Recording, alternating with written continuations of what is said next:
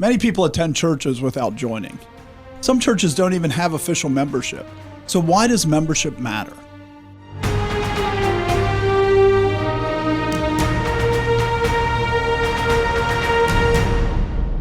Welcome to The Conquering Truth. I'm Dan Horn. I'm Roger Booten. I'm Charles Churchill. And I'm Joshua Horn. So we live in a very individualistic society, and with social media, it's even getting more that way. You have people that they live together without getting married because they don't want that commitment. They go to churches and they go to a different church all the time. They whenever the church stops meeting their perceived need, they go and decide to go someplace else. In every area, even somebody that's patriotic, people look down on that because the idea of actually having responsibilities to communities and to other people. And that's especially bad in the church because the church is a community. It is a group of people that have gathered together to further God's work. So people will move away from that community. Pastors, I think the average pastor, it's only like 2 years or something because they preach their favorite sermons and then they move on. And so there's not even that community and that grouping and gathering together that is clearly the pattern of Scripture. So with membership, you have this statement that you're actually dedicating yourself and you're joining this church, joining a church. So why does that matter? What impact does that have? Well, I think from the perspective of dedicating yourself, when you think about covenant relationships, when you think about a marriage relationship, you are dedicating yourself to one another. You're making a commitment to one another to uphold certain promises, certain principles. And from an authority perspective, authority is all over the Bible. God teaches us through authority. And we, as sinners, we need authority over us. We need to be accountable to people to say, hey, brother, you're sinning. You're going in a wrong direction, to steer us back to truth. Because otherwise, if, the Lone Ranger Christian who's just out there can drift off, and if there's no one there to tell them, you should consider this, you should think about this, they can keep drifting and maybe not even know how far off they're going. And one thing that covenants do, which, we know this even from marriage covenant, right, is that it puts this boundary of just, going, well, I'm sick of this relationship, I'm leaving. And it actually makes it so that other people feel like they have a right to step in and say something. In the case of marriage, even the government steps in and says something. But if you don't get married, if you move out of your girlfriend's house, the government doesn't really care.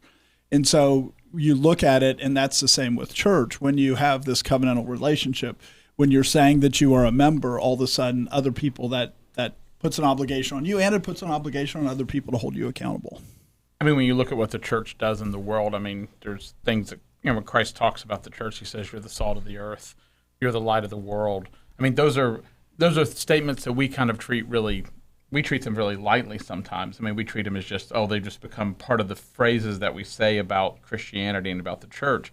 But when you take that really seriously, the church as the light of the world, the idea that the world literally walks in the light that's given off by the people of God, that the world would be in absolute darkness without the church, that then means that the church, the solidity of the church, the strength of the churches actually really matters. It's not this trivial thing. If you ask yourself, hey, do the lights, do we have lights in our house? How much does that matter? You would say, I think that matters a great deal. It's really hard to get anything done without light.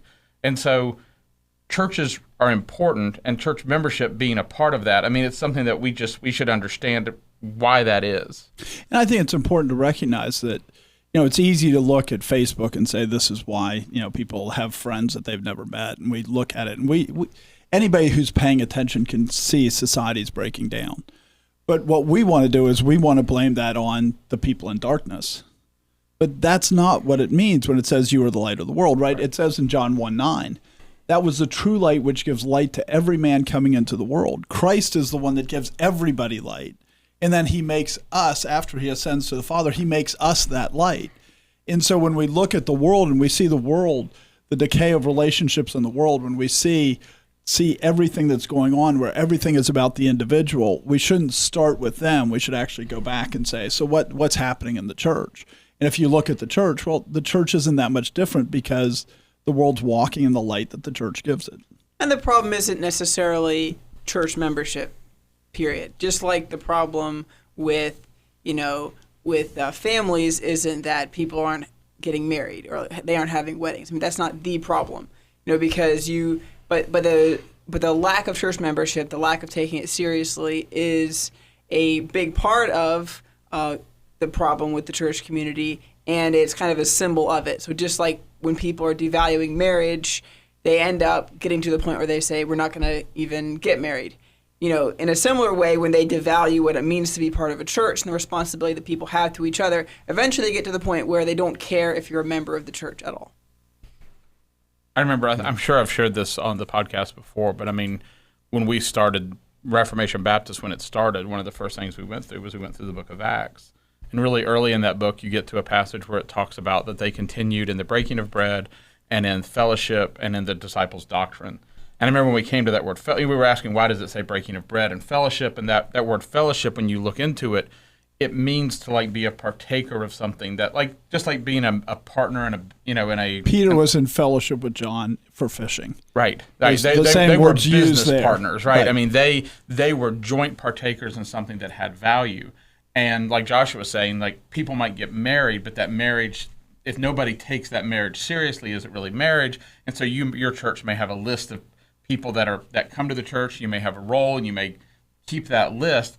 But in the end, the reality of membership is that you're partakers in labor together. You're partakers in one another's well-being. You've been bought into this by the blood of Christ. And to the extent that you take that seriously, to the extent that you take the reality that those people there are your eternal brothers and sisters, and that what you're laboring for is that eternal relationship and the fruit of that work, well, that's a really different thing than saying, hey, we have this piece of paper that has people's names on it.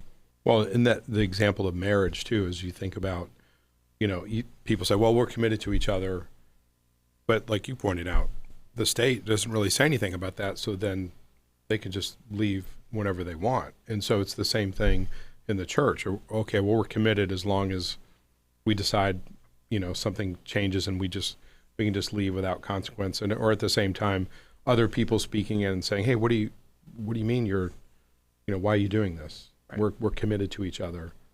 Right. And it's a commitment, where the rubber really meets the road is when there's sin or when there's, issues that arise in the church. Because, we're not, the view of church membership isn't, it's like a marriage, you're locked in for life. That's just not the case. Right. If there's... Well, with the invisible church, that is the case, right, but not with the visible local church. With the local church, it's not the case. But the issue is, are you just leaving for no reason? Or are you leaving particularly because someone is saying you're in sin or you don't like the doctrine and you're wrong?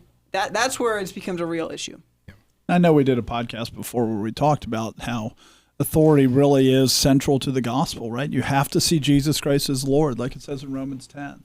But what does it say? The word is near you, in your mouth and in your heart. That is the word of faith which we preach. That if you confess with your mouth the Lord Jesus and believe in your heart that God has raised him from the dead, you will be saved. I mean, it doesn't just say that you have to confess Jesus. You have to confess the Lord Jesus. You have to see him as having authority over you. And if you see him as having authority over you, church membership is acknowledging that authority, that these under-shepherds have authority. This group of people, this local body has authority. And it's reflecting of the authority of the gospel. And when you say there is no membership, what you're really doing is rejecting the authority of God and the authority of God to appoint leaders that actually have to give an account.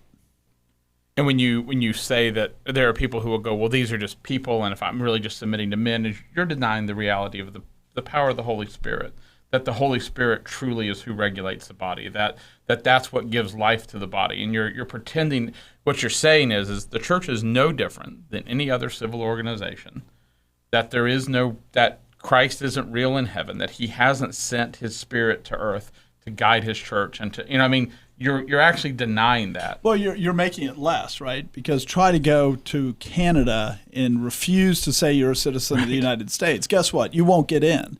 Right. You have to say, this is where I'm from to get in. So we all accept this. This is just how it works in countries, in the civil sphere. But then we turn around and say it shouldn't work that way in the ecclesiastical sphere. Well, why? There's good reasons why it is in the civil sphere. And those reasons are even more important in the ecclesiastical sphere because it has to do with what God are you declaring? Who are you saying God is? Is he a God that has authority or not? Right. If you there's a certain set of videos on YouTube that are called sovereign citizen videos where you'll see these people who get this idea that, they can't be constrained by any governmental force, and that government has no right, and as long as you speak this right set of words, you can deny the right of the government to rule over you. And most of them end up with them spouting nonsense in the courtroom until the judge just gets tired of it and they get dragged out, in handcuffs. I mean, that's exactly what you're talking about.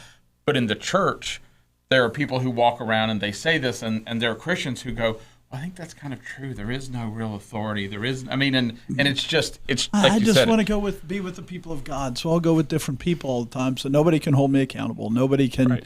There can't be any structured discipleship. I mean, these things are really damaging. It's just collective rebellion against Christ. Well, Right. and you referenced the fact that elders will have to give an account of their flock. Why would God say you have to give an account when either you don't have a flock or you're not really sure who your flock is? There's no way to count. Right. And I mean, on the positive side of that, right? It also is saying, since you have to give an account for the flock, that the purpose of church membership, the reason that you've gathered together, is to actually advance. It's to actually disciple. It's actually to mature. It's to do all the things that it talks about in Ephesians 4.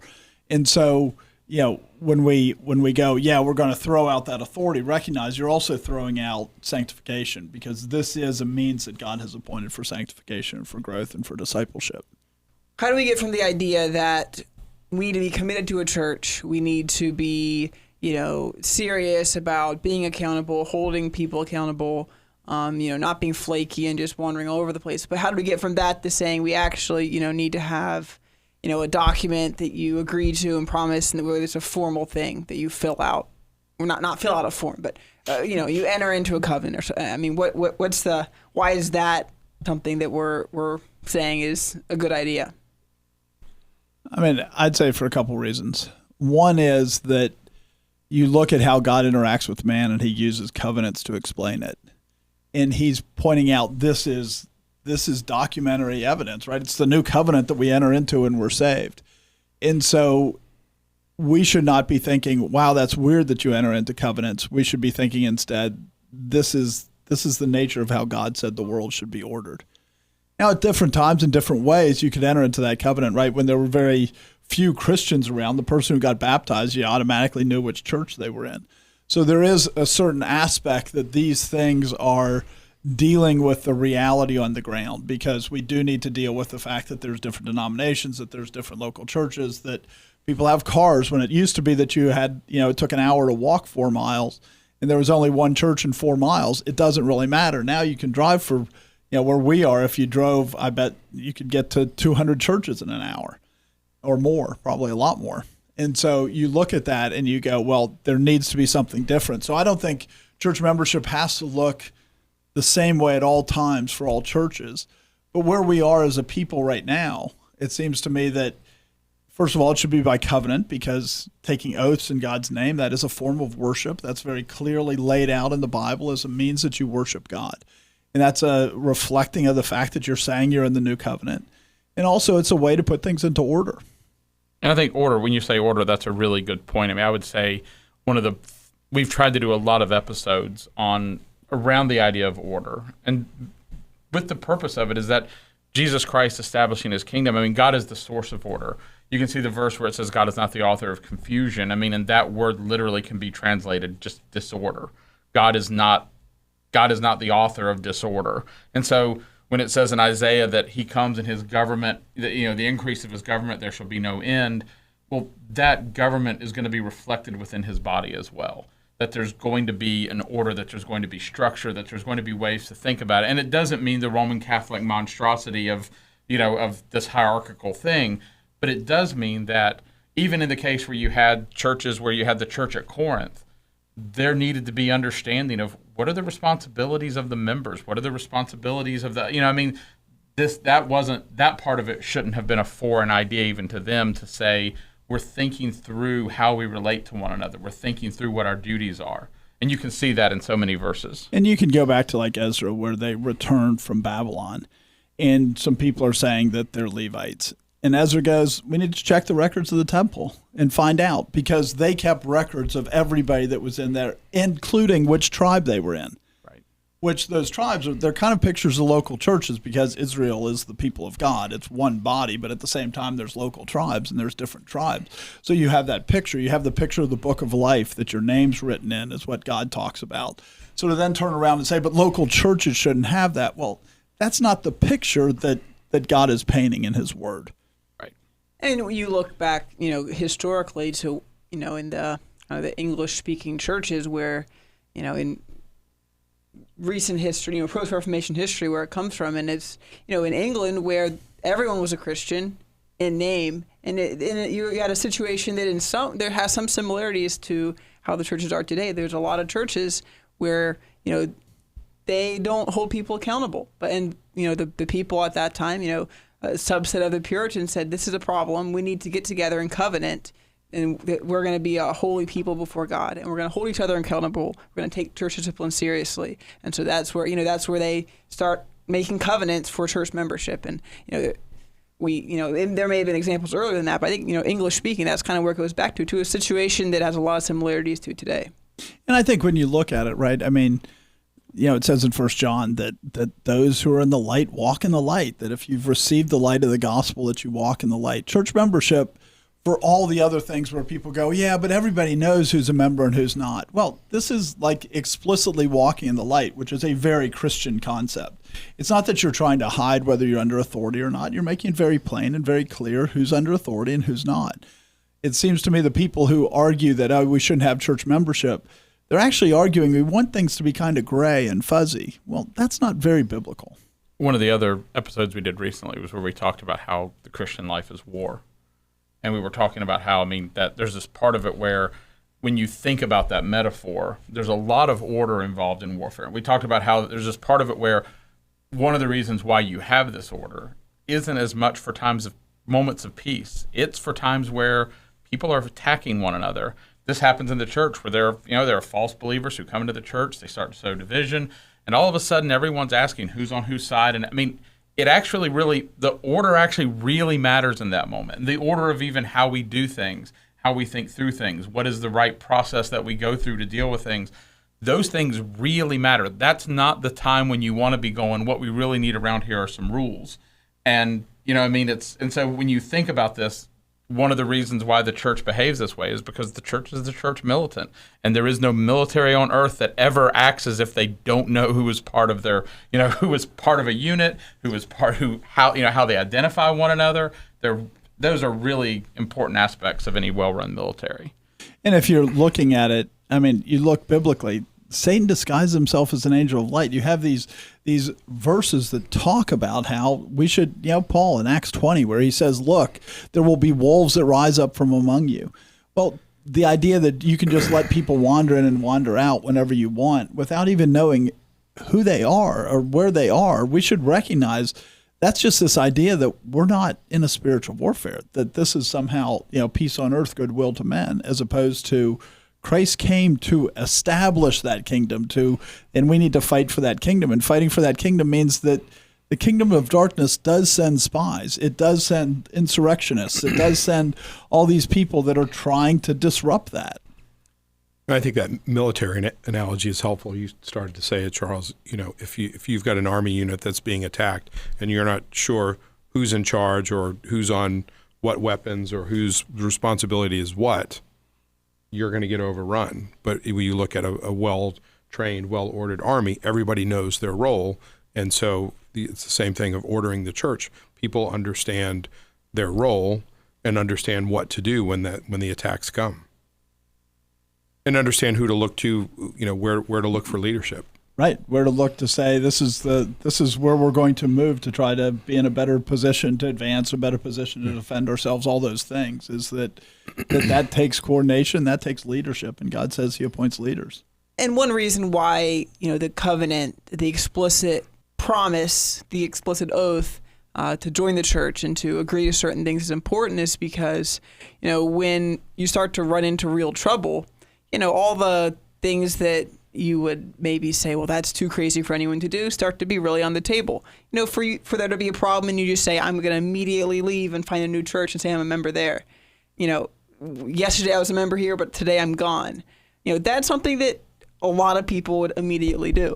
The idea that we've seen that, right? Yeah, this is experiential. Right. And the idea that, of course we know who's a member of the church. Well, the idea that someone's under church discipline and they have enough friends and they can call up a bunch of friends to come say, I'm now a church member here. That's something that would 100% be on the table. And so the idea that, if everything's happy, do you need church membership? Well, the church membership, the oaths, the promises are for when things are difficult. And a verse that kind of bears on this is Hebrews 6:16. For a man indeed swear by the greater, and an oath for confirmation is for them an end of all dispute. And so if people are walking righteously, having that oath and that promise to say, we agreed to abide by church discipline. We agreed that here's the people who are in the church. Here's the people who are out of the church. That should be something that brings an end to a lot of those disputes. And we even went through this where somebody said that, I took that oath falsely and I shouldn't have taken it. And well, the Bible says a righteous man swears to his own hurt and changes not. And so that made it very clear to the church, well, he's clearly not a righteous man. He's violating his oath, and he won't go through a process that we don't even know if the process would have ended in church discipline. But as soon as he says, I refuse to submit to my oath and refuse to submit to the process that I swore that I would submit to, well, it was the end of all dispute. We all went, well, clearly you have no testimony of believing in God. Right. And I think one of the things that's really interesting is when you talk to people about oaths, they often think that, and they are binding. They do bind you to something, but they also protect you because there's a part of it where no one else can make you swear an oath. You know what I mean? Like when we look at marriage, there's this part of it where it's like a father can say, I want my daughter to marry this person, but she actually needs to go and say, when you do it in this way. In the covenant. And so there's this part of it where there are churches who would go, you're a member here. And you go, I'm not. You know what I mean? And there's this part where it makes it a process of something that you do truly enter into, that the church doesn't just have the authority to go to you and go, hey, you're a member. We've made you a member by our own divine right. That's, you know what I mean? And it is a real protection thing that you have that people just don't really consider at all. Anyway, I've been really shocked by that. You can think about it the other way, right? That we've seen circumstances where church discipline's done that's not done biblically. That's done as an attack. And if you have that oath that says, this is what I swore to do, that clarifies things. It's not this vague thing about, well, who has the authority to do what. Walking in light's good. Walking in light controls a lot of sin. Right. Even when your church has rules in their constitution of how they'll do things, and that you've covenant together to uphold this together, when the church doesn't follow that, it allows another church to look at it and go, this is, like you're talking about, this is what happens. Somebody goes, we were excommunicated, and you're like, well, that's pretty vague. Can you give me any information? Yes, I actually can. Here's communication from the church. Here is what they said we were excommunicated for. Here's our constitution. And you go, what they're doing is in no way consistent with what they say their practices are. And that all those things are huge protections. They allow other people to actually think about what's been done. It allows them to think about things in an orderly way, and allows the church to function the way a family or an organization should function. Right. Church membership is directly related to establishing due process in the church. And right now with the stuff going on with Biden and with Trump and all these things there's just been this breakdown of due process in our civil sphere. But we don't have due process in the ecclesiastical sphere, so we shouldn't be surprised. But we should go back to due process is a protection for everybody to make sure that people are walking in a righteous and upright and in a manner where they're walking in the light. Right. It's really interesting because when you think about the church as a family, when you have one kid, two kids, as a dad, you can deal with almost all the disputes. You can it's not that hard to deal with all the things going on. you start getting more children, and it starts to get more difficult. You start having older children that sometimes have to regulate things. And it's also really easy for those older children to use their power and their authority, the fact they're older, to abuse the younger children. And there's this part when you look at the church, I mean, when we talk about there's an elder, I mean, there's a reason we call them elders. They're literally older brothers.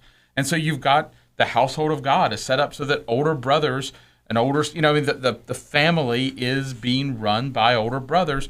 This due process that we have is a way of keeping brothers and sisters from using their position, who they are, their status, their knowledge, their greater maturity, from hurting other brothers and sisters. I mean, and this is, when you look at these things, you can really see how from a familial viewpoint, I mean, there's times where when we set it up, yes, you're going to listen to your older brother here, but if he tells you to do this, I want you to come to me.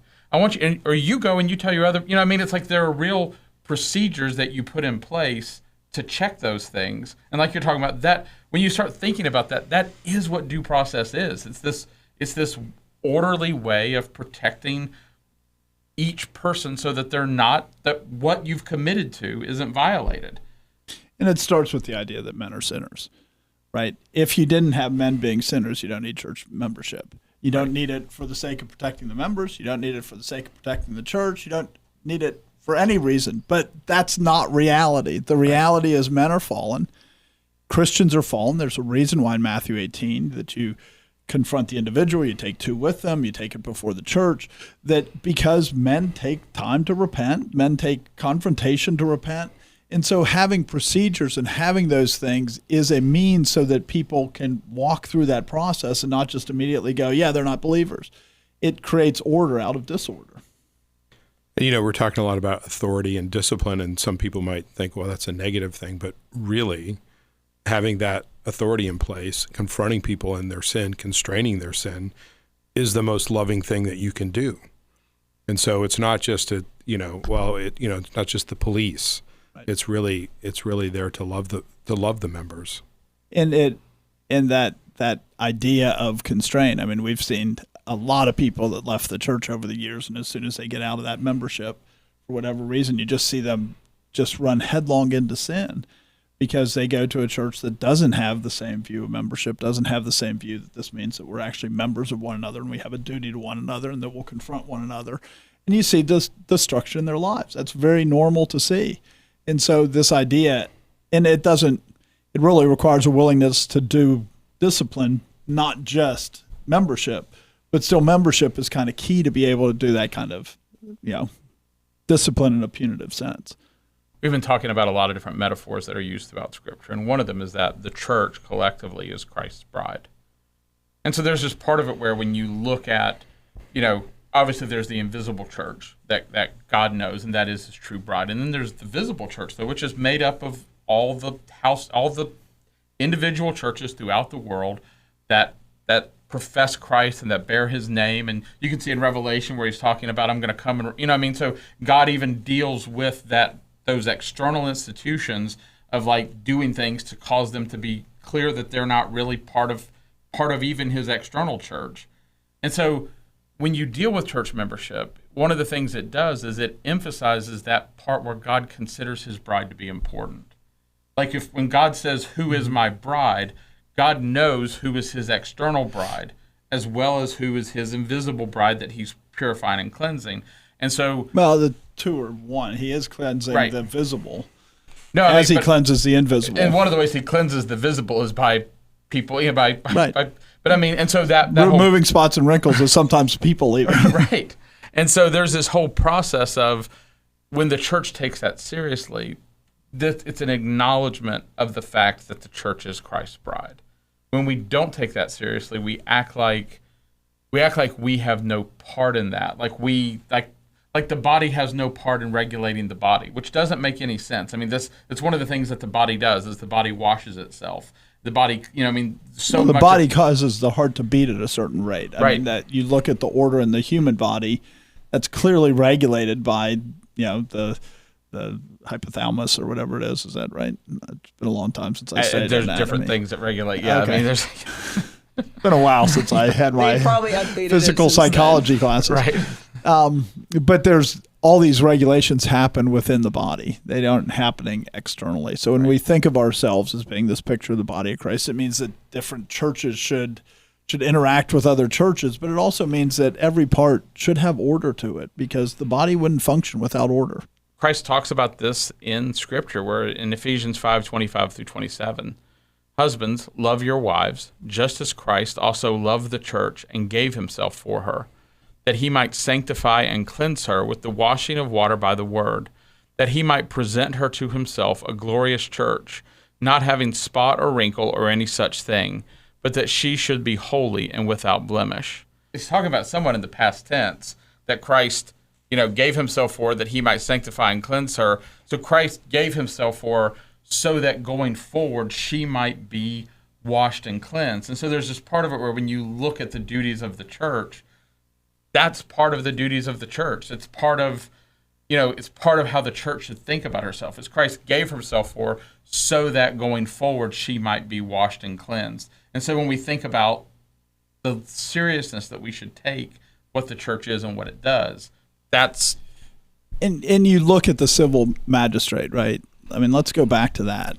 Everybody, if they became a naturalized citizen, people would go, you didn't have to take an oath to be a naturalized citizen. You just kind of walked in and said, I want to be a citizen of the United States. And they said, here's a passport. People would go, no, it should be more serious than that. It should be more solemn than that. Everybody that becomes a naturalized citizen of the United States, they have to take an oath. But yet we hold that to say that's a lot more serious, that's a lot more important than the church is when we say that you shouldn't have to take an oath to enter the church. God says this is all about his bride, right? He's washing his bride in the water of the word. All of history is about his bride. All things work together for good to those who love God and those who are called according to his purpose. It's all about his church. But yet we want to turn around in our practices so often and say that the civil magistrate is more important than the church. Well, that's not how God looks at it. And we'd all look and go, well, obviously you need to take an oath or something seriously, some kind of serious commitment to become a United States citizen, but not to be a member of a church. That you just kind of say, hey, I'm here. When we do those things, what we're saying is the church is important. It's part of a testimony that the church is actually important. Well, and the church plays an important role when we talk about church discipline. Matthew 18:17 says, and if he refuses to hear them, tell it to the church. But if he refuses even to hear the church, let him be to you like a heathen and a tax collector. So I'm saying a few things there. It's saying, one, that there's an actual church that you can articulate and that is there and identify, that you bring it to. And then you're saying, they're going to hear that. And if he refuses, you're going to take him out of that number. It's a very... And it can't be the universal church, or you have to tell it to everybody. What are you supposed to do? Are you supposed to shout it from the rooftops? Are you supposed to publish something that goes out to the whole world? Or here it requires it to be an identifiable group of people. And there's, I think it's in Corinthians where it's talking about he was put out by the majority. 2 Corinthians. So, and that's, that's implying voting, that you even... and voting requires knowing who is eligible to be doing this. It's not just anyone off the street. It's saying we know who the church is. And a great way to know who the church is to say, this is a covenant. We're going to covenant together, and you're going to publicly enter into this covenant. And it has to be different than the whole body because, like you said, otherwise people just stack the jury, right? We wouldn't allow jury tampering in a courtroom, but yet we want to treat the church like it's this thing that it doesn't matter who's on the jury, just whoever happens to show up that day. Instead of saying, no, you've predefined who the jury is through church membership. One of the other words used, the Greek word for the church, the ecclesia, was also used as a term for like a governing body. And so it would be like the Senate not having any idea who senators are. We're going to have a vote in the Senate today, just hope people show up. We don't have a dress code anymore, so we're not even going to say people who show up dressed nicely, just, They brought it back, Did they? Okay, they did. Okay, They do have a dress code. Distinguished body again. Okay, good. There's no problems there anymore. Okay. They fixed it. Cleaned it up. Yeah. But anyway, people would just say that's a ridiculous idea. Even God choosing to use a term that has that distinction we should understand what he was expecting the body to be. There's this part of it where he expected it to be something that was run with order, something that had authority, something that was real, not just this ragtag group of people who decided to show up one day. And so, yeah, we've been talking like a lot about the importance of the membership itself, but to take us back a little bit and get the focus on, there's real benefits to this too, right? Because in Acts 20:28 it says, "Therefore take heed to yourselves and to all the flock, among which the Holy Spirit has made you overseers, to shepherd the church of God, which he purchased with his own blood." I mean, when you think of a shepherd, to shepherd a people, you're starting, if you have a flock, right, of sheep, you're going, so what does the sheep need? Are they thirsty? Do they need to go to where there's better ground? Do they need to go to where there's clover so they get more protein? It's like not just, well, let's take random sheep and take them someplace. To actually shepherd them is something that's about knowledge about the sheep. And when we think about that picture, right, it's a picture of discipleship. When you're shepherding the church, you're saying, okay, for these group of people that I have to give an account for, what do they need? What do I need to be teaching them? Where do I need to be rebuking them? Where do I need to be encouraging them? And that shepherding requires you to know who the flock is in order to actually be a blessing to those people. Because I've been a pastor at two different churches, and this church is considerably different than the last church where I was a pastor at, and the things that I would do are substantially different. And it doesn't mean that I wasn't trying to make disciples in both cases. I absolutely was, but it still was very different. Sorry, I was a pastor of three different churches. It needs to be fixed. But each one of those, that is a good point. There's three different churches, and it ended up that I ended up being an elder at two churches at once. And even as an elder at two churches at once, I shepherded those two groups of people very differently. They weren't shepherded the same. And one thing about, using the shepherd metaphor that the scripture uses, like if you go buy a flock of sheep, a lot of times they have the tags in their ear. And I'm not a farmer, but I'm pretty sure that tells you what flock they're part of. You have your herd of cattle and they brand the calves. So what, ranch is that coming from? And so, that they have that identifying mark to say, we know what this flock is. We know what this herd is. It's not just whatever cows are in the area at this time. Wasn't it the story in Scripture that says if a guy has 100 sheep and one of them is missing, he goes and he knew exactly how many sheep he had. He knew exactly which one. That was a pretty basic. Back to your example of the different churches. This is how God made the world, right? You've managed people. You might have a team in one place, you manage them one way. You have different people, or even just a few people change, and you manage them, it may be completely different. It runs through all of life because that's how God made the world. Right, and managing people, you're trying to make them more productive and everything else. There's a shepherding aspect of it if you're doing it well. As we go into the section on kind of talking about benefits, the metaphor of the sheep who runs away, who doesn't want to listen to the voice. When we were starting the church, I remember one of the things we did was we went through and I tried to collect as many old constitutions as I could find. And one of the things I was surprised to find was there were some of them were very, very short. Some of them had very little detail in them. But the thing that almost every Reformed Baptist constitution I could find going back to the early 1900s and, was if you were a member, you were considered a member until you joined another church. And that if you fled, that if you ran away, that the church considered you to be under them. The church would excommunicate you. The church would continue. And this is sort of like the shepherd. The sheep can run away, and the shepherd goes, "You're still a sheep in this fold. The fact that you're running from me, the fact that you refuse to come to my voice, doesn't mean that I'm washing my hands of you." He goes, "You're still a sheep here." And other shepherds should recognize that. Other shepherds, when the sheep shows up, they don't go, "Well, this is obviously one of our sheep." They know that sheep aren't animals that just sheep who are taken care of. They know this, and so there's an accountability that is built into the membership that it goes between churches. Like you said, you wouldn't let somebody transfer between churches, between countries, without having some form of where did you come from? Are you a criminal? Right. Those sort of things. That's always been standard in churches, but it's kind of a lost idea nowadays. Right. You look at it, and the passport idea has been there for a very, very long time.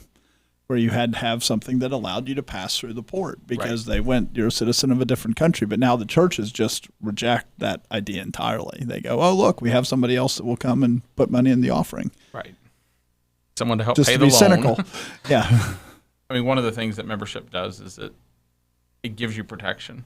I mean, it's back to the warfare metaphor, and it's also with the sheep. I mean, that there are natural predators of sheep, and sheep by themselves are very bad at dealing with those predators. I mean, it's really only by being in a group or by having a shepherd who's watching over them and who can protect them that sheep are able to deal with that. 1 Peter 5:6-9. Therefore, humble yourselves under the mighty hand of God, that he may exalt you in due time, casting all your care upon him, for he cares for you. Be sober, be vigilant, because your adversary the devil walks about like a roaring lion, seeking whom he may devour.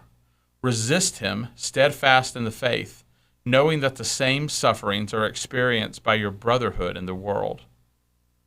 I mean, and so, when you look at that context of the devil's walking around like a roaring lion, I mean, sheep by themselves, they tend to scatter, they tend to run. That's exactly what something like that, an animal like that would want, because it makes them much easier to pick off. It lets them be isolated. Whereas when you're in a group, if you've ever seen, a group is much more able to defend themselves from something like that. And as well as when you've got, shepherds or... Right, and I was even going to say it's almost like being in a sheepfold too, not just out in the field, right? It gives you a place where you can retreat to that you're protected. And that's the picture, right? I mean, Christ is the door of the sheepfold, right? I mean, that's how you enter in. And so he uses these metaphors, and we should look at these metaphors. Well, there's a reason why wolves don't go in there. It's because you're in the sheepfold, and the shepherd makes sure that they don't go in. And that's a valid picture of the church and what the church is to be. It's to be a picture against this protection against wolves that are out there to devour you. And again, we act like these things aren't happening while Peter's writing and saying, look, the devil walks around like a roaring lion. It's not like he's out there passively just going, oh yeah, let's see if they happen to stumble into sin. Instead, we should all recognize that we all need the protection because all of us have an adversary. And we act like we have an adversary that's weaker than we are so that we don't need the protection of numbers. While God's saying, you do need the protection of numbers. You're not, he's a roaring lion, and you're not Samson that can rip the head off a lion. And it's something that, we should be desiring. We should be desiring the protection of, church membership, of being under a church. And I want to reference a couple examples from our church that for, I think, a certain number of people would be rather surprising. And one is, a lot of people remember, Jonathan, who's on the podcast here for years. And, he moved away, and they're going to eventually be going to a different church because they moved out of state. But, right before they left the church, one of his children had been baptized. And coincidentally, on the last week they were here, their son joined as a church member on the last week he was going to be here. And, ideally, in a few months, they'll be transferring membership to another church. But they recognize that, being protected, even if you're not going to be in the pews or chairs on Sunday, it still is a valuable thing. And so it's still something that you should seek out to say, well, actually, now I'm going to take this covenant before God, promise to, abide by things, submit myself to, the oversight and governance of the church. And that's a really meaningful thing. Another thing that just because people, when they think about church membership, they go, oh, people can't move. Well, no, the point is that you're saying you're a member of this sheepfold. But the great shepherd owns a lot more sheep than this one sheepfold, and he's allowed to move his sheep around. And you should never look at church membership and go, this means God can't move the sheep. No, Jonathan said, I need to move because I need to take care of my parents. I need to move because there's other things that I think I should be doing in the church. And those are valid reasons to move. And church membership is not saying that somebody can't say, I need to go serve God someplace else. God moves his sheep. But it's saying, I know what fold I'm in when I'm in a fold. Another example, in our church is we have a couple members who are in prison, and they had prison sentences of 12 years. And, to make a long story short, between, them, confessing their crimes they had committed years before and being sentenced to prison, and, soon after there's a church split. So they actually ended up becoming members of our church, even though technically they had never gone to our church because there was a split, soon after they went to prison. But they still, and we still recognized and said, it's a good thing for you to be in a covenant with a church body, people who know you, which definitely helps, because I don't know if it would work if we didn't know them. But we knew them, and at that point, everyone in the church had gone to church with them for some years. And to say, yeah, we want to, covenant with you and take on the responsibility. And that means sometimes, staying in contact with them, seeing what they need and going and seeing them, where we can. And even sometimes saying, we are going to rebuke you and say, we think you're doing the wrong thing. And it's something that, any of us who on Facebook see people that we knew in the past, like, well, that person is doing some stupid stuff. But if you're in membership with someone, that means you need to actually deal with that. You have more of a responsibility than just a Facebook acquaintance, even if they're in prison, 3 hours away across the state. I mean, it's probably worth mentioning that even part of the reason within the church split was there was a desire to bring them into membership, and there were people in the church who were unwilling to bring them into membership. And so part of the reason, like I said, it wasn't like we just randomly brought them into membership. It was there had been a desire to bring them into membership, and that was kind of a battle. Yeah, one of a group of factors. That it's like, well, they're forsaking. No, they're not forsaking. They have no choice if they're locked up in prison. You can't say they're in violation of the Scripture. And there is no body in prison for them to be a member of. And so, I mean, the whole thing is, how important is church membership? How important is it? And it's 8 years later, and these people that have been in prison now for 9 years, I believe, that we're still in communication with them. I mean, my wife went and visited one of them this past Saturday. It's not like we don't have regular contact with them, but because they're members, we didn't just go, well, they're just kind of drifted off. Right. Because that other, some of the people that were at the church that we split off from, I mean, some of them said, yeah, we'll do this. And a few of them did it for a year or 2 years, and then they all stopped. Church membership actually makes you go, but I still have a duty to do it.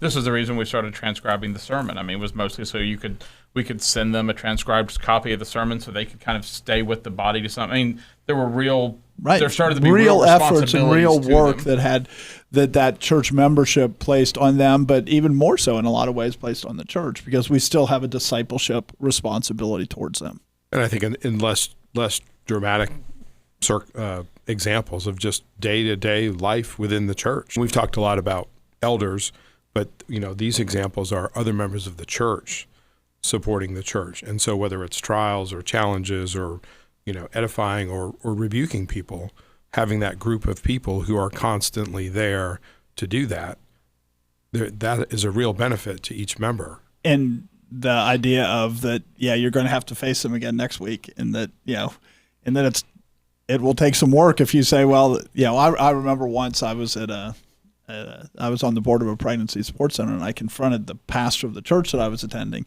I wasn't a member because I had some problems about that church, but I confronted him about that he was doing Rick Warren's 40 Days of Purpose. And I said, this man is not teaching biblical doctrine. And so he just never showed up to another board meeting. That was his solution to the problem, was to just disappear, because he knew I said, I can't go to this church if you're going to do this. So he just disappeared. Well, if you have covenant membership, you can't do it that easily. There's these things that you go, so we have to actually resolve the issue instead of just going, well, he said, yep, I see all the points you're making, but I want to call some people before I agree, and then I never hear another word from him. I mean, church membership protects against that. And I mean, the protection's real. And that's what Paul writes in 1 Corinthians 5, right? 1 Corinthians 5, 4, and 5, in the name of our Lord Jesus Christ, when you are gathered together along with my spirit with the power of our Lord Jesus Christ, deliver such a one to Satan for the destruction of the flesh, that his spirit may be saved in the day of the Lord Jesus. He's saying if the person is put out of the church, Satan can destroy his flesh in a different way than if he's in the church. I mean, it's like this is an explicit statement that there's a real protection being in the church, and Paul's saying, because he has his father's wife, remove that protection, because that's the best thing for him to realize how a slave of his flesh he is. I mean, and just like just like children at times are constrained by knowing they'll be disciplined. I mean, there's times where, there's times where you see children like in public where they know if they do something, their father's going to call them down, and they don't want to be embarrassed in front of their friends, so they behave in a certain way. I mean, there's others. You're saying kids behave differently when their friends are around than if they aren't? But all those different things. I mean, they'll test you in different ways, but there's this part of it where people in the church do the same things at times, where people, I remember there have been times where I knew that I was struggling with something, but I knew that if I knew the church would deal with it. And then it's like going, if I don't deal with this, people will find out. God's going to deal with this in a different way. Why are you this? And so it's kind of why. And so we forget that people are rational about things at times. I mean, and it doesn't mean that there are people who they're slaves to sin and they can't control certain things. But and that also causes things that the church has to deal with. But those who are saved, they can actually look and go, there's a constraint here. I need to exercise the liberty that Christ has given me to walk in this way. Whereas there are times where it would be easier to not do that. There are times where the temptation of the world is real, or the lure of the world, or there's other stresses in their life where they're like, it would just be easier to not do X. And they look at these things and they go, I must exercise this liberty that Christ has given me because the church will deal with me. The church will discipline me. You just look at the use of the rod. The use of the rod doesn't make the child holy. Right. But the use of the rod makes him go, I'm not going to choose that sin because it's too costly. Right. And we know children can make that calculation. And God even says that causing them to make that calculation is driving the foolishness out of their heart, right? Right. Use the rod and drive the foolishness out of the heart of a child. And so we know that this is driving foolishness out, and then we pretend like in the church it doesn't work the same way. Yes, it does. People count the cost, and because they count the cost, they're less likely to act foolish. We had a case a while back where there was someone had asked me and Jonathan, I think it actually was, to kind of arbitrate in a financial situation where someone had borrowed money and they weren't paying it back, and there was this thing going on, and the other person was even looking at leaving the church right around the same time. And I remember it was making me almost sick because there was this part of it where we had looked at it. They owed the money. It was very clear they owed the money. They even said they had the money. They just didn't want to pay it. And they were getting ready to apply for membership. And I remember I wrote a letter. I was going to send it to the church they were getting ready to join. And I remember calling them and telling them. And it was. I remember just being sick to my stomach because it's something I hate confrontations. I don't like having to deal with it. And so you're sitting there, but I'm sitting there going, I don't know what's going to happen, but I just remember, all right, I have to do this. If you don't do this on this tomorrow, I'm emailing the pastor at this church. I don't know what he'll do, but I'm just letting you know I have an obligation to notify them about this. Money was paid that day. You know what I mean? And there was this part of it where it was literally this constraint, and it was good for that other person. You know what I mean? It was something that they needed to do. They knew they needed to do it.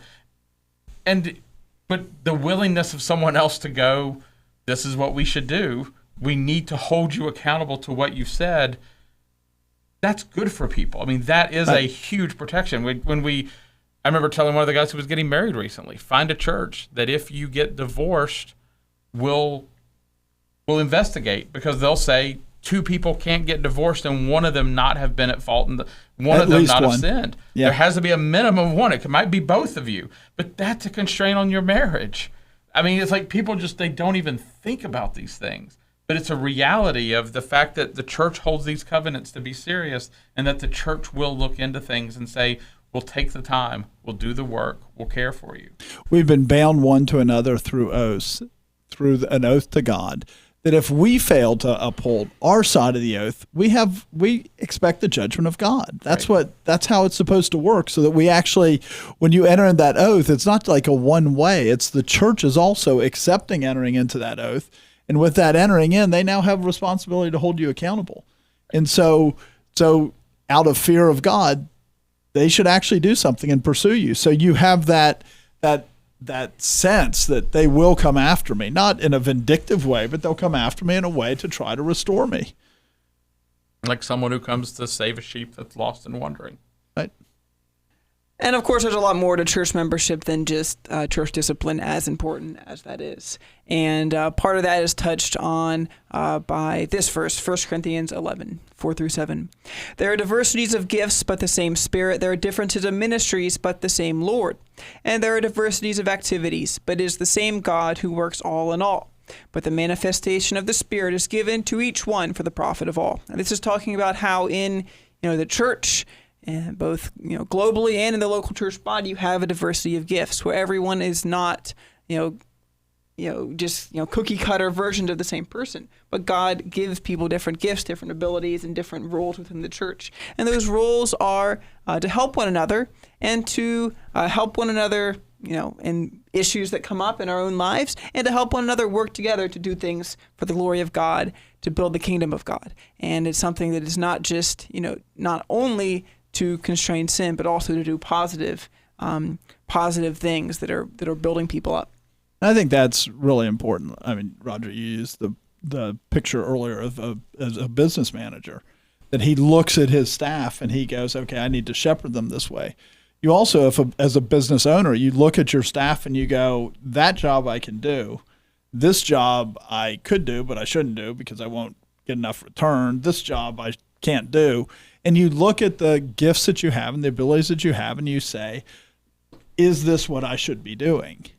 And if you don't have membership, the elders can't do that. So that actually makes the church be ineffective, because you can't say, this church is capable of doing this, so let's go charge that hill, right? If you're thinking about the church militant, the church is supposed to be saying, let's go take that hill. Well, every church can't take every hill. You have to take the hill that you have the right weapons for, that you have the right skills, the right ability. I mean, there's a reason why we're doing this podcast at Reformation rather than other things that we could do. And it's because we looked and we sat back and we said, okay, here's where our strengths are. Here's where our weaknesses are. This is how we can exploit our strengths to try to move the kingdom of God forward, to try to take that hill, so to speak.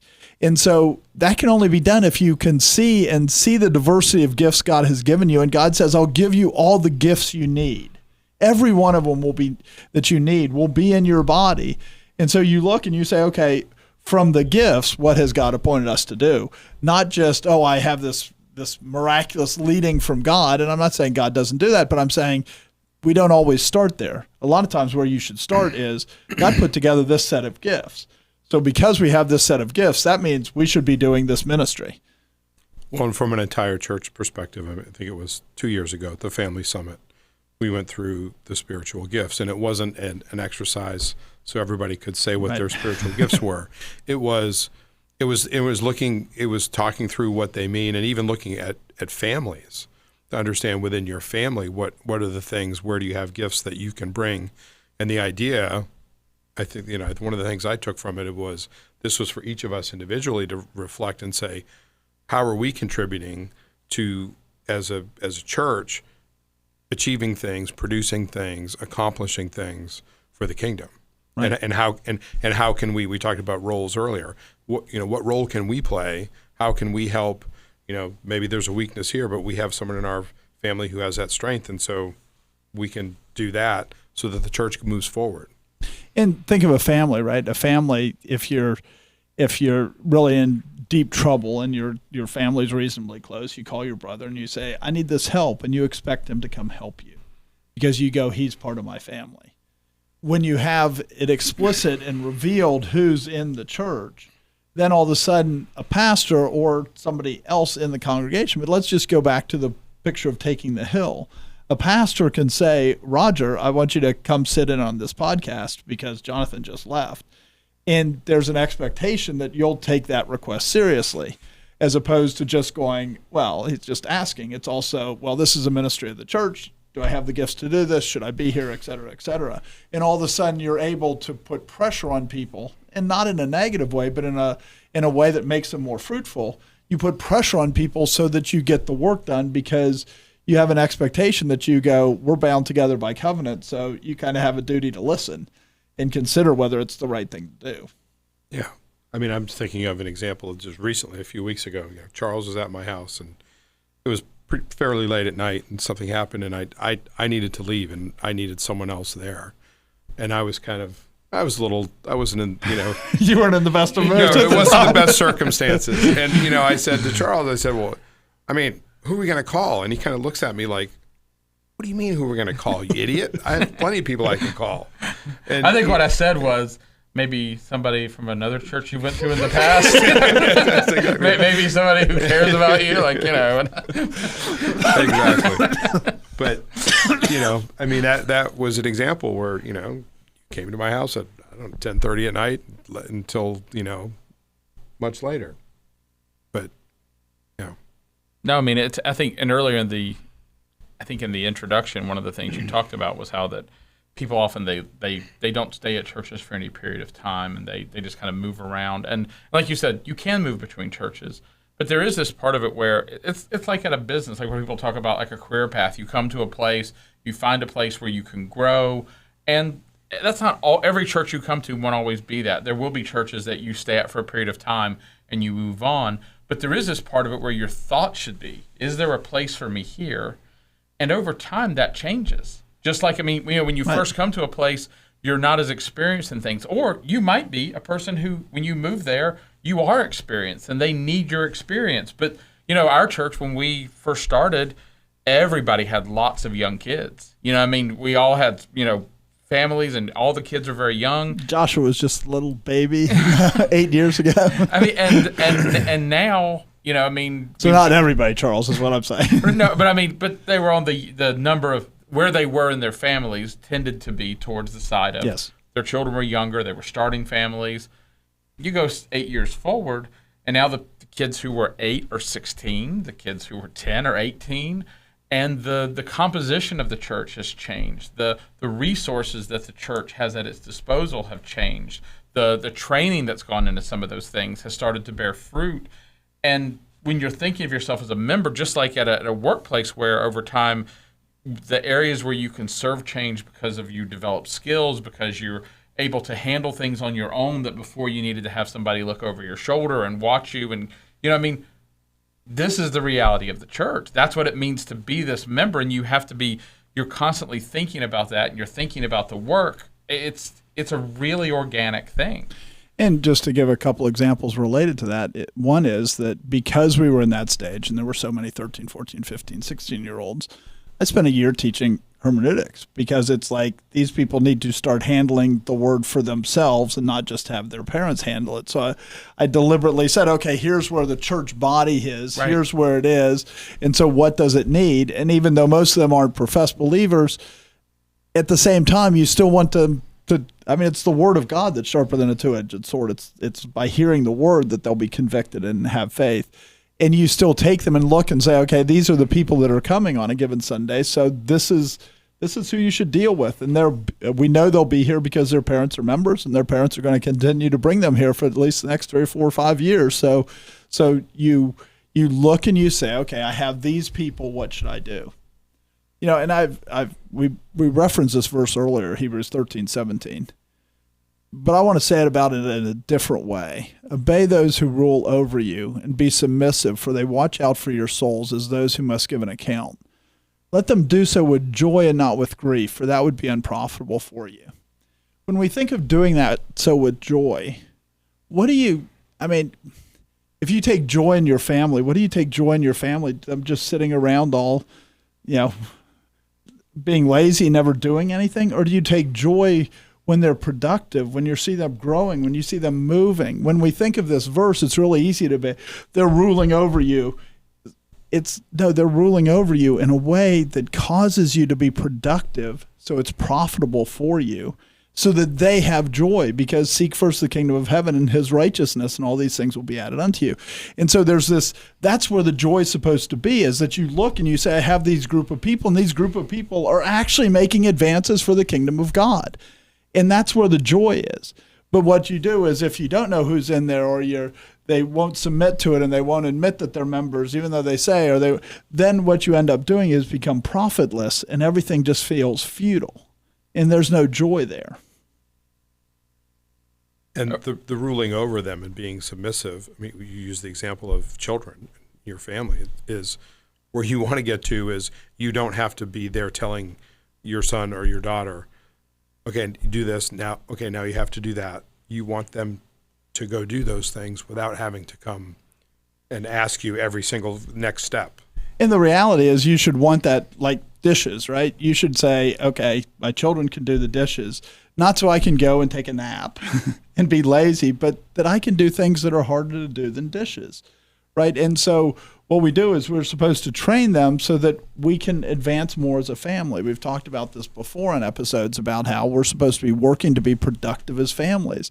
And that's true for the church too. And so you want to train people and get them to do it, to do things so that other people that can then move on and do greater things, because churches never get to the point of doing greater things unless you raise up the people that are doing less things to do bigger things so that the church itself can then go on and do bigger things.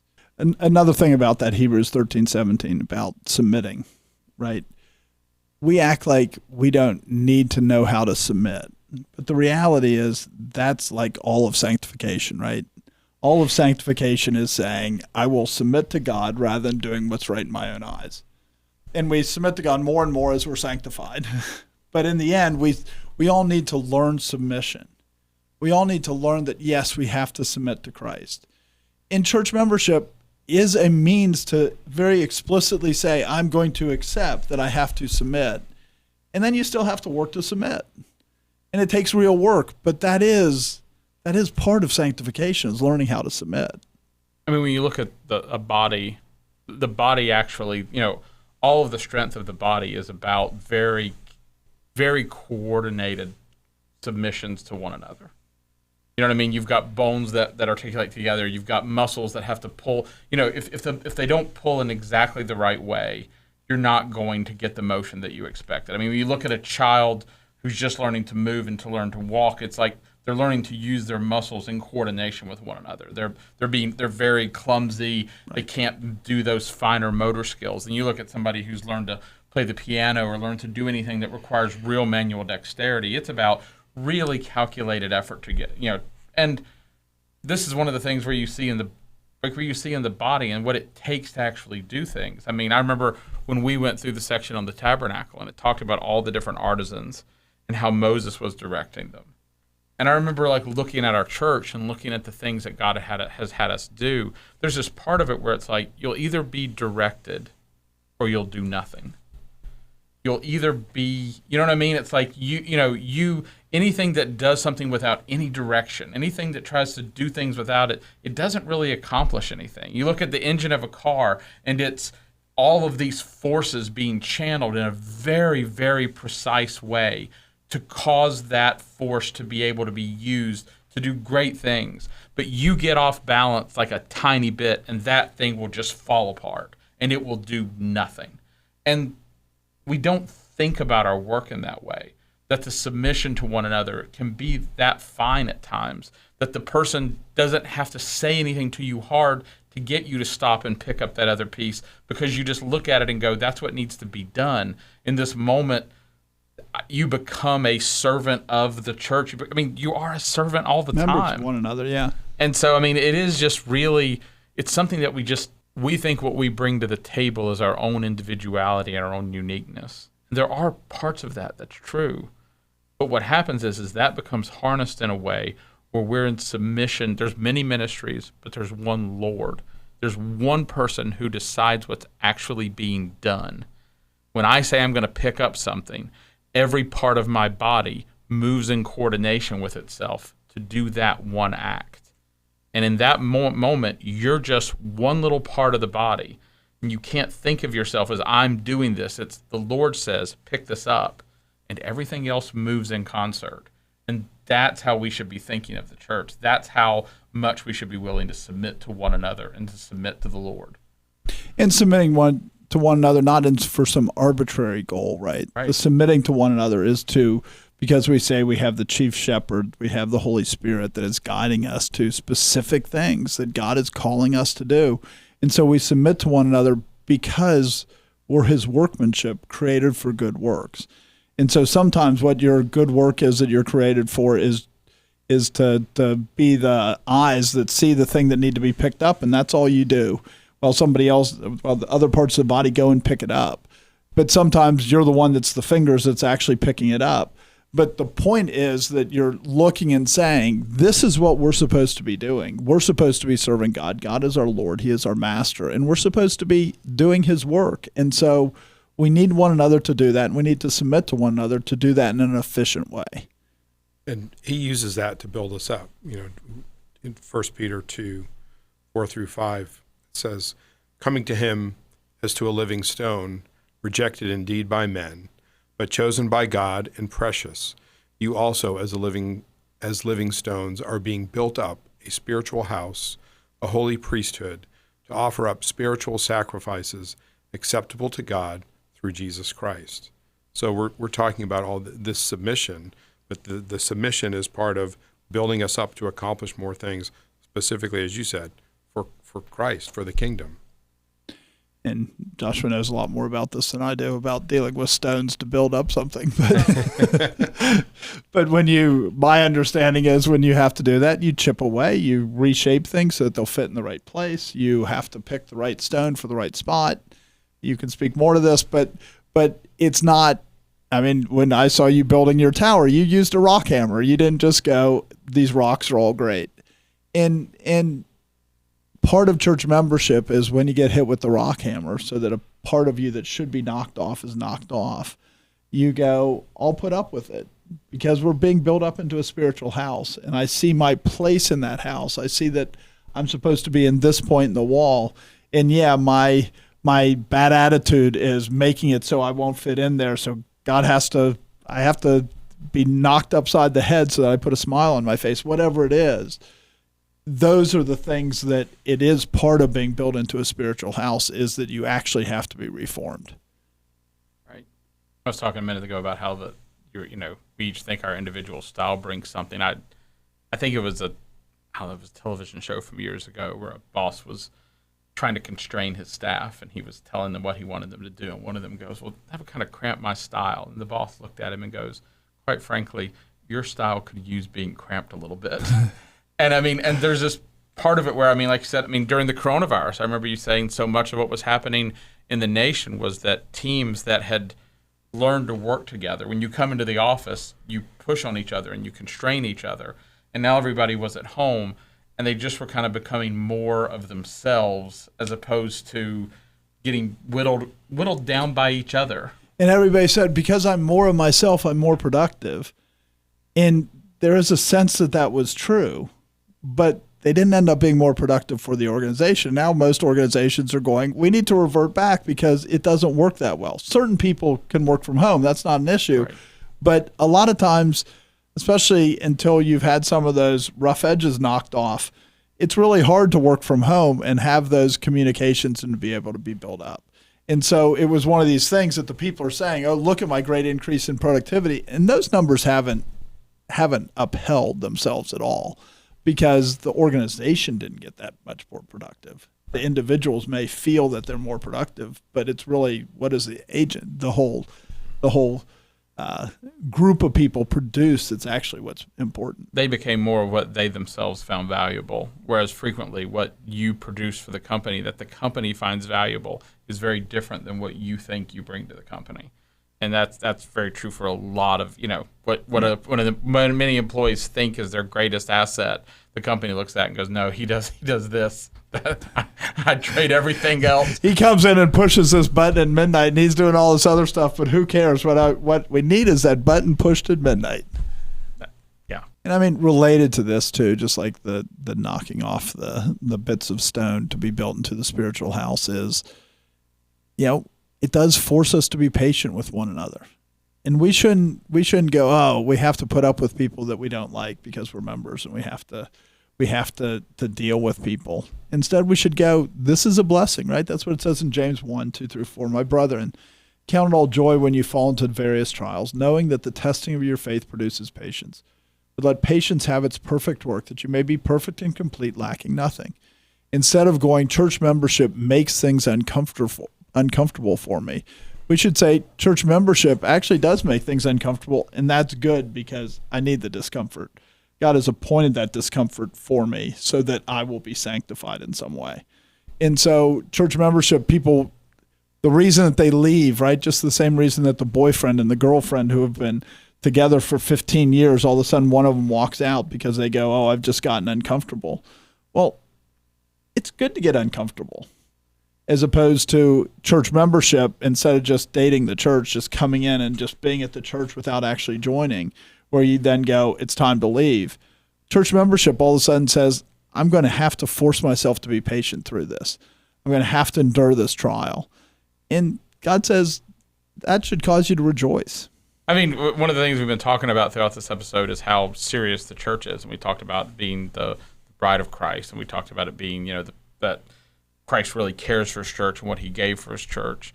But one of the things as well is that the church is something that God has foreordained from the foundation of the world. And he foreordained it for a specific purpose. I mean, in Romans 8:29 it says, for whom he foreknew, he also predestined to be conformed to the image of his Son, that he might be the firstborn among many brethren.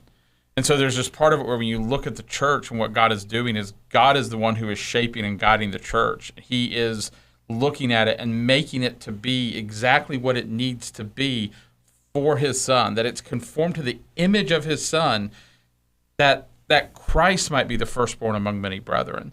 So that Christ, who he is, that will be conformed to the image of his Son, so that Christ has brethren, that Christ has others who he can say are like me, are like what I have been, the image that I have set, that I have set before the world. And so, I mean, this isn't like something where when we talk about discipleship, when we talk about what the church does, when we talk about how it shapes you and how it does these things, they're all very practical things, but they're also something where God is doing these things to glorify his Son. It's not just trivial things. It's not just things that have a pure mechanical function. There's also a beauty and a glory in it that God is doing to cause himself and his Son to be glorified. And we should also read this as a promise, right? That whom he foreknew, he predestined to be conformed to the image of his Son. And one of the things that happens when people flit around from one church to another is there's nobody that can say to them, you aren't being conformed to the image of his Son. I mean, I know people that I look at the churches that they go to and the pattern of churches that they go to.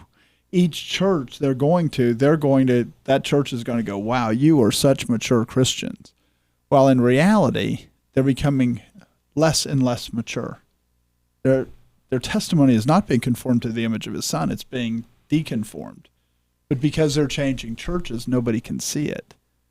Because they're actually going astray rather than drawing nearer to Christ. When you're a member of a church, when you're in a church for a long period, people can look and say, how come you're the same as you were 20 years ago? That's not the promise of God. Because God promises he will change you. He promises he will conform you. So that Christ will, it's for the glory of Christ, like you said. It's so that that he might be the firstborn among many brethren. He's got to make you like him so that you'll be that he'll have lots of brethren. And so, but when you have this idea of, well, I'll go to this church for a few years and then go to this church and then go here and then go there and not actually have a relationship, nobody can look at you and go, you know what? Yeah, I know you turned from sin 20 years ago, but you haven't turned from sin lately. You're not growing. You're not maturing. You're not seeking spiritual gifts, right? Because some of that maturing is seeking spiritual gifts, like it says in 1 Corinthians 14, And the church can actually look at somebody and say, are you maturing or not?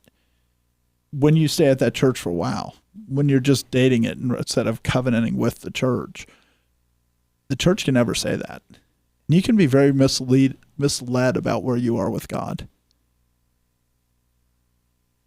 Even as you're very deliberately seeking to run away from him. And because the people that are doing this, and I'm thinking of somebody in particular, not surprisingly, but I'm thinking of somebody in particular, and what they're going is, no, this church is good for this church is good for this, I made this change for this reason, but they still keep going to less and less mature churches, so that you still look at them and go, yeah, 8 years ago, you would have said that's not a church, and now you're saying this is such a wonderful church. And there's just not that pattern and we need people to be able to see the patterns in our lives and say something. So how would you address not that situation, but somebody maybe they really are seeking God, but they've had a bad experience, and so they're kind of shell shocked maybe of the church, and and so they just think, well, I'll just stay away altogether. What do you say to that? I'd say a couple things. One is, and this is incredibly dangerous, right? Especially if they're shell shocked from the church, because usually the term that the Bible uses is wolves, right? So you've been attacked by wolves in the church. Well, wolves try to get you individuals because they can't attack a sheepfold, so they want to get you to be an individual, so you're setting yourself up to be killed. So that's one thing. The other thing is that we all have sins and matters, and if people don't get to know us, how they ever hold us accountable to that sin? And another thing is that there is real protection, and there's real protection against your sin. There's real protection against you thinking things wrongly. There's confusion, right? We need one another. You actually, in 1 Corinthians 12, where it says that the spiritual gifts were given for the use of all, it's because the spiritual gifts that you've been given and the spiritual gifts that I've been given, and each of us has been given in the church, it is for the benefit of everybody in the church. Well, anybody who goes off and says, well, the church it hurt me, so I'm going to flee, what they're actually saying is, I don't need any other gifts. I'm self-sufficient. I'm like Christ. It's a very proud statement and very contrary to what Scripture says. What Scripture should do is bring us to humility and make us recognize our need for other people. And that's part of the church, and membership in the church is saying, I recognize I need other people. I'm not sufficient. I don't have all the answers. The other thing you should say is, if you got hurt, you should also recognize it is a war, and there's going to be injury in war. I mean, I remember when we went through the split years ago, we had years of just real, like, what felt like honeymoon time, just real growth and what felt really for you. Yeah, I understand. I was an elder. Some of it was because of blindness, but God had also protected in ways, and was, there were times but I remember when things got rough, I just remember going, I just really don't want to be here anymore, because it was getting really ugly, and it was getting a couple years of just weeping and labor and fighting. And I remember you looking and going, this is the Christian life. It's war. You've had times where it was nice. This is it. I mean, if you run from this, then what are you running to?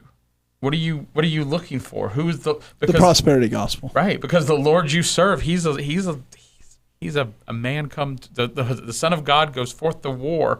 I mean, back to the question that Roger had, very tied into what you just said, is that if you think of it's at war, what do you want to be with? Do you want to be with a fighting unit, or do you want to be out on your own, out in the middle of the line someplace? Guess who dies? The people who wander off, right? I mean, you look at even when an army retreats, the people who die are the people who are the stragglers, the ones who are separated from their units. And so that's the time where you should go, I need to find a unit and find one fast, not I can just stand here, because the war doesn't stop just because you've been separated. And the reality is that the Scripture is clear, do not forsake the assembling of yourselves together. So it's not, what is best for you, what's going to make you feel most comfortable.